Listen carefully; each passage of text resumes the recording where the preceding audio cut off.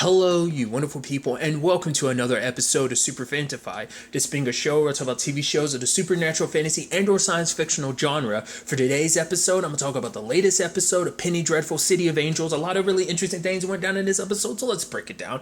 Obviously, picking up where last week's episode left off with Lewis and Tiago getting shot at. Obviously, they don't know who did it. They start running through all the lists of suspects because it's like, could have been like the Pachucos, but it's like, nah, like Tommy guns and stuff like that's not their style.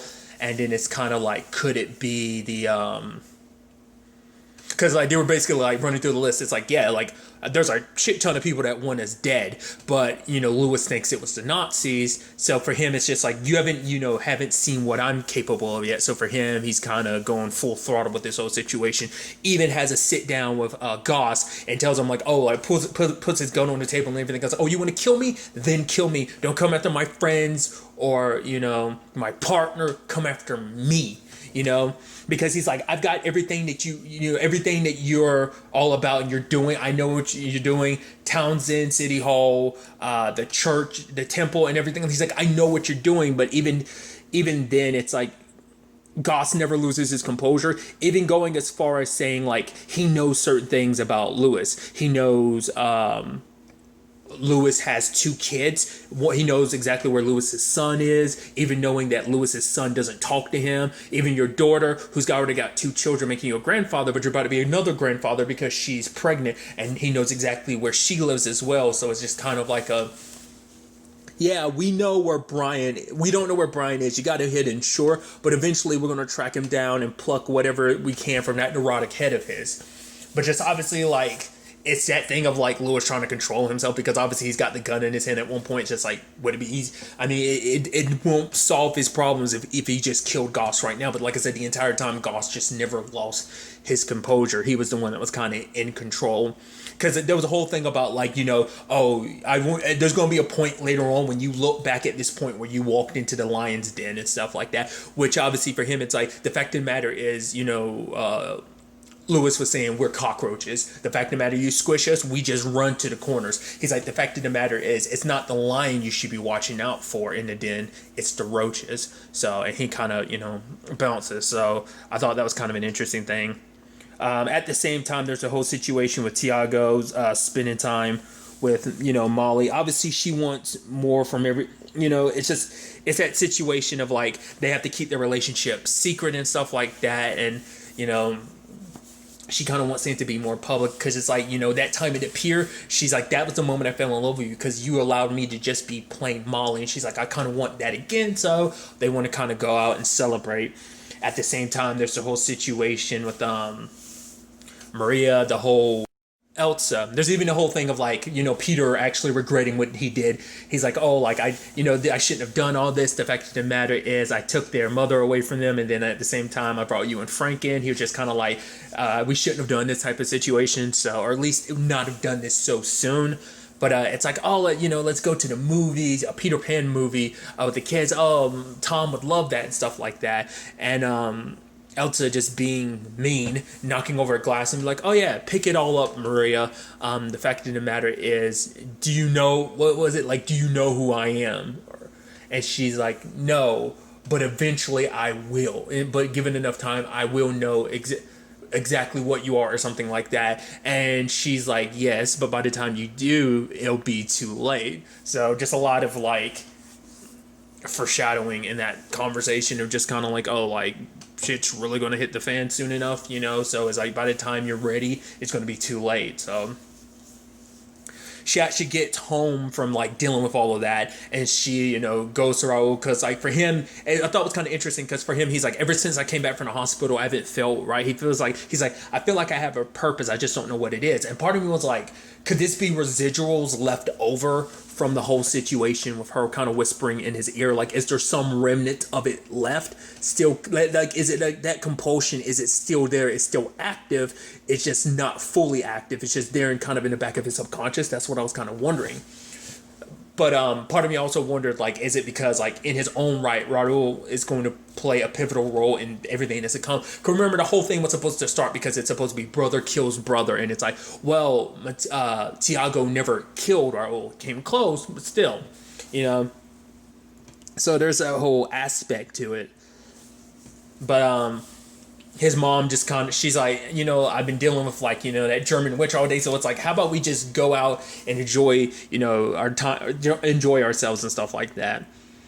At the same time, there's a situation with Peter, and he tells a very interesting story where you basically talked about, like, obviously movies didn't exist when he was younger, and he talks about the first time seeing something similar to a movie. It was basically like an experience of life, and for him he enjoyed it because basically it meant not being, it was like, an opportunity to see someone else's life through someone else's eyes, through a lens, and I mean, we've heard how Peter feels about his own family, like their history and stuff like that. He wants to kind of have nothing to do with it, but I just thought that was kind of like a neat little thing that they had there in the episode.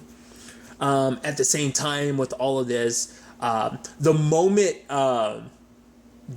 they showed up at the club, Raul and Maria, the moment they did that, I was like, is everyone going to meet here? And then lo and behold, they run into Josefina and her red hair and everything. And it's just like, obviously, like, their mom has calmed down a little bit. She's like, it's okay. Like, I want you to come home, but Josefina's like, the fact of the matter is, I'm happy, and that's what you would want, right? She's like, yeah. So it's like, they made up and everything. That's cool. And then Mateo shows up on the scene with Rio and Rico, but then it's like, he sees his mom, and he's over there to try and kind of make up things between them. And I'm like, okay, so things are a little hostile at first, but then eventually it is a situation of him saying, like, the fact of the matter is, everything I'm doing is just, you kind of, like, obviously you had issues with Tiago joining the force. You had a problem with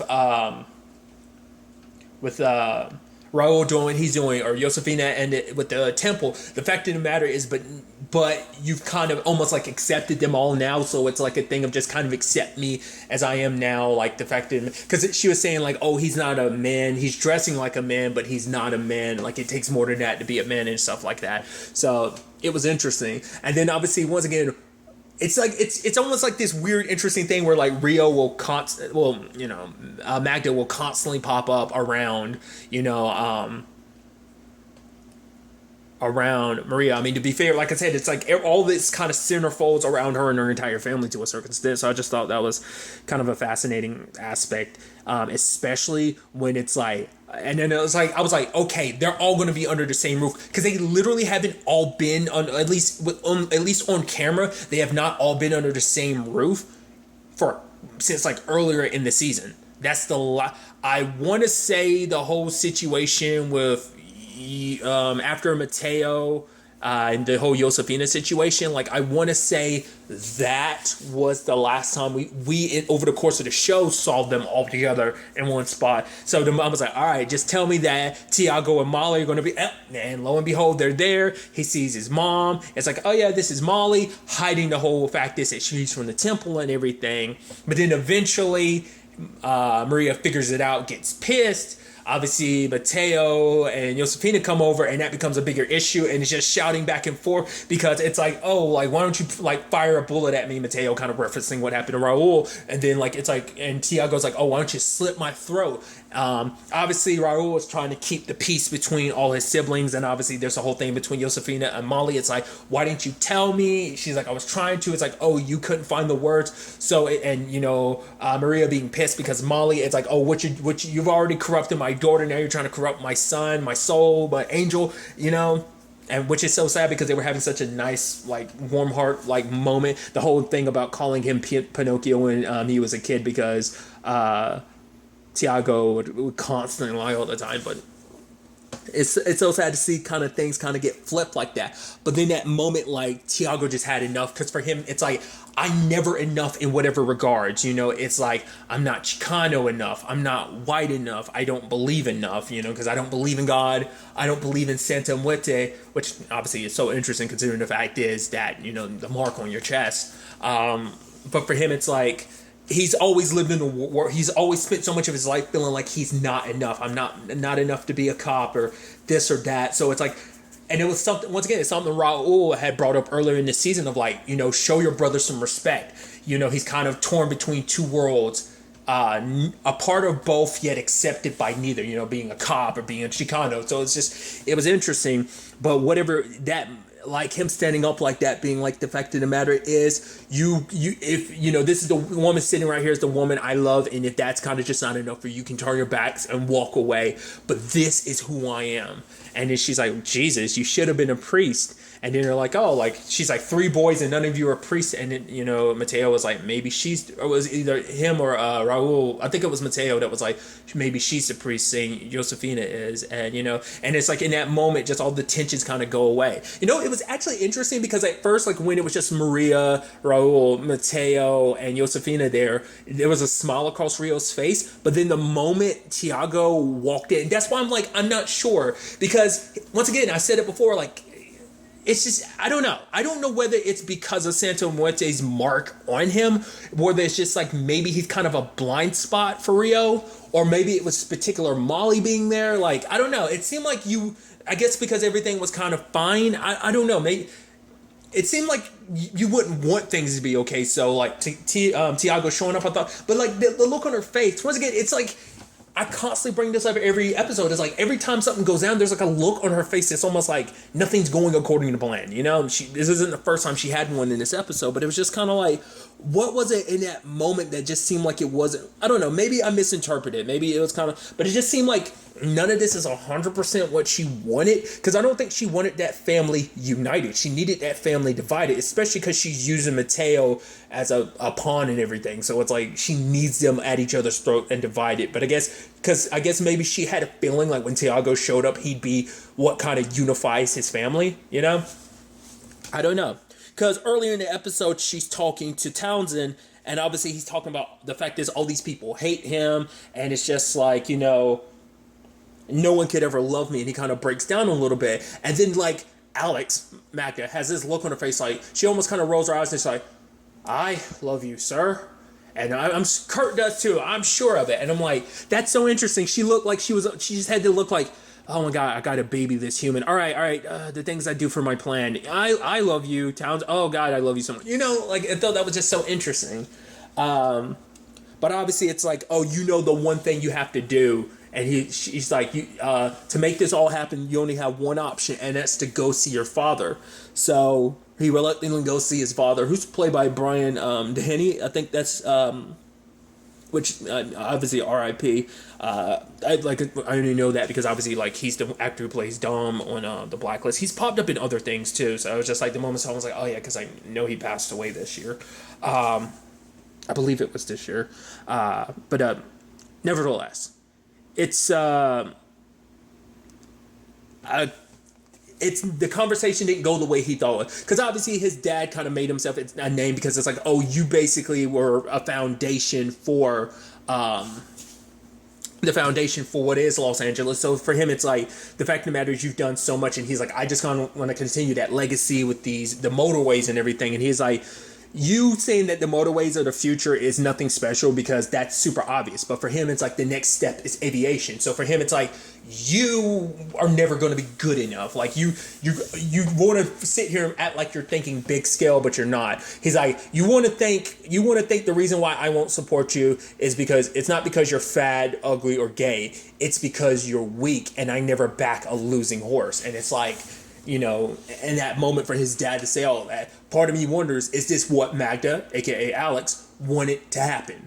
Like, did she want him to go there? Because obviously, like, there's a whole thing about, like, Kurt didn't want to go down the route that he wanted to go down, and that was the whole thing of, like, oh, I want to kill Councilwoman Beck. So I think it's a situation of, like, now after this, like, blow to his ego, because he's already in a fragile enough state already because of earlier, I think this is going to send him over the edge now, whether that involves killing his dad, killing Councilwoman Beck himself. That kind of, remains to be seen. But I'm curious to see what that kind of, once again, like, I think we're kind of entering kind of almost like the end game mode where it's just like all that's kind of being set in motion and stuff like that.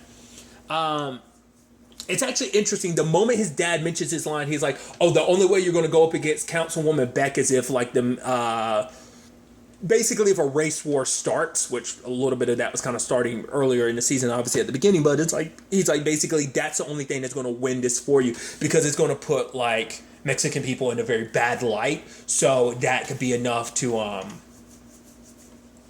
sway things kind of for his perspective, you know? And the moment that line came out of his mouth, I was like, things are going to go exactly that way, aren't they? Sadly.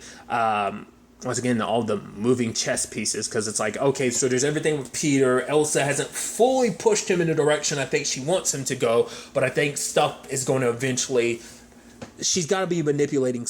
I mean, besides the whole Maria thing, like maybe there's got to be other things at play here she's going to try and use to kind of sway him. She's already swaying Townsend, especially if this was part of her plan to kind of have him have a gut punch of a blow that eventually sends him spiraling.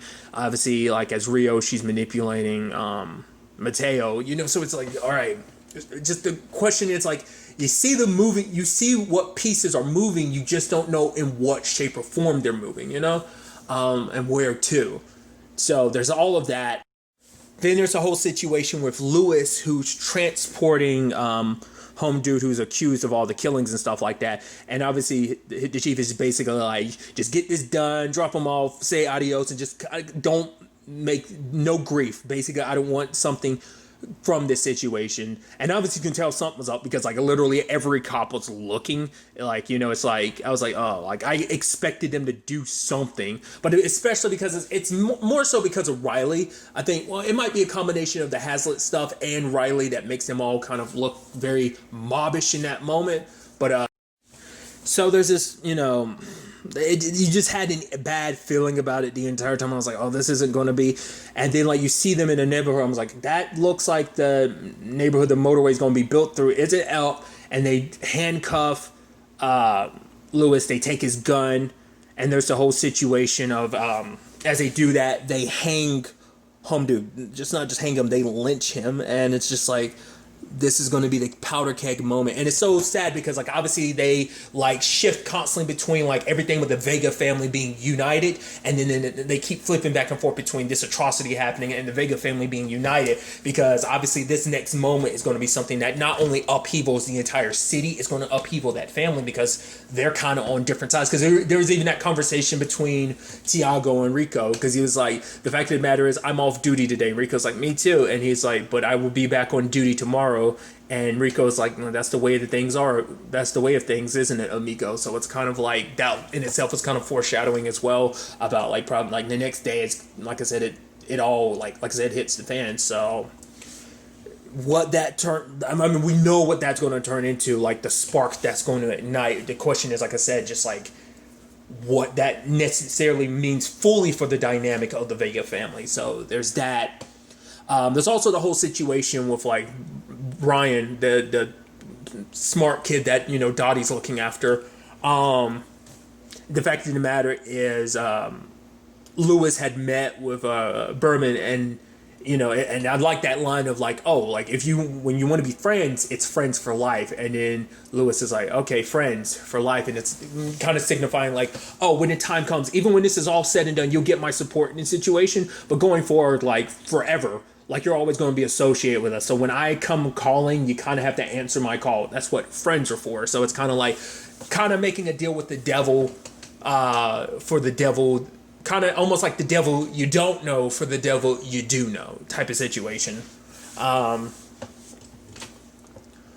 But because it's like whatever he needs to do to take down Goss, especially when Goss threw his family out there like that, like, oh, I know exactly where your kids are and your grandkids. So there's that whole aspect, which that's something he hasn't even talked about at all. That's why I was kind of surprised to hear that. I was like, oh, not only do you have one kid, you have two kids, and one of them has kids of her own, you know. So luckily Berman showed up when he did, because Kurt was outside ready to, you know, kill probably Dottie and get Brian, but luckily they showed up in time and kind of, you know, whisked them away. So the question becomes like, okay, so where is that going? Like I said, a lot of moving pieces. I am not sure, but I think next week's episode is the season finale. Do forgive me if I'm wrong and it's just a regular episode. I looked on Wikipedia just to see like the list of episodes. It's going up to 10, but that just might be as much as someone's added to it. I kept trying to look it up, but I couldn't find anything. Maybe there's somewhere that does specifically say like how many episodes are going to be in this season. Usually that's something much easier to track down. Regardless, it's a tangent and all that. But I think with just everything going the way it is, this might be the season finale, but it might lean more towards like a 13 episode season. I think that's a lot of stuff on Showtime. I mean, I'm sure it also like depends on the shows and stuff like that, but because obviously like the original Penny Dreadful like had very odd number of episodes. I mean, obviously even, but also in some cases odd, as in like not just like 10 or 13. Those are the more associated numbers. Like it had like single digit episodes and stuff. Like regardless, you get what I was trying to say. So whether next week's episode is a season finale or not, I'm very curious to see what ends up going down, where all of this ends up taking us, and whether everything is going 100% according to Magda's plan, because it doesn't seem like it is, but we'll see. But really, that's all I want to talk about. Until the next time we meet, be happy, be safe, live life to the fullest, and enjoy it. Good day, and goodbye.